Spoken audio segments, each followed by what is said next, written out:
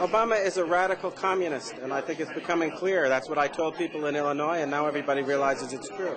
He is going to destroy this country, and we're either going to stop him or the United States of America is going to cease to exist. Is there any... Do you still hold regrets against not having long enough time to debate against President Obama? I don't have any regrets. I went into Illinois. People told me at the time I didn't stand much of a chance of winning. The idea was to bear a true witness. The man is an abomination. He is someone who has actually advocated infanticide, that when babies are the target of abortion, if they happen to escape the abortionist's intention and are born alive, he actually supported the idea that those babies should be set aside to die. That is a man with such a seared conscience, I can't even understand why anybody in their right mind would consider him worthy of political support.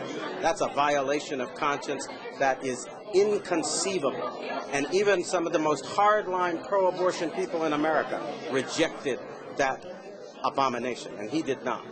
So what does tonight mean when President Obama is president of the United States? How does tonight play a role? That's another question. Is he president of the United States? According to the Constitution, in order to be eligible for president, you have to be a natural-born citizen.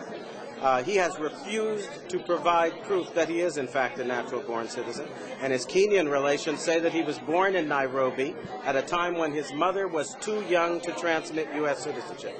So I'm not even sure he's president of the United States. No, that's not a laughing matter.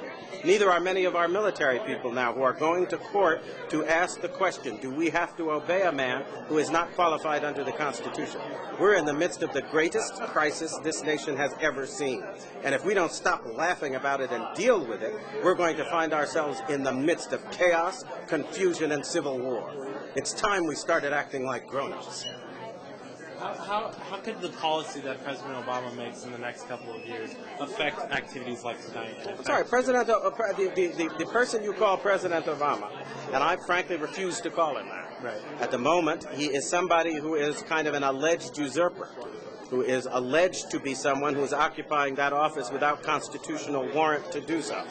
And he's rushing forward with ideas like destroying our borders, an amnesty bill that will actually have the American taxpayer footing the bill for illegals to come to this country to live, to get housing, and to get everything they want. He is also somebody who has just announced a program that would essentially destroy the validity of existing mortgages and encourage everybody in the country to stop paying their mortgage because the government is going to pay it instead. This is insanity. It's as if we have put insane children and adolescents in charge of our government. And I think we need to ask simple questions. A couple of years ago, we were arguing over every penny in the United States budget, and it was quite clear we didn't have enough money to go around. Well, somebody asked me where we came up with $2 trillion in the course of the last 6 months. Did we wish for it out of the air? Have people gone mad in this country? You don't have that money. We are claiming that a bankrupt government can save a bankrupt banking system. Explain to me how that happens, because I think that's impossible.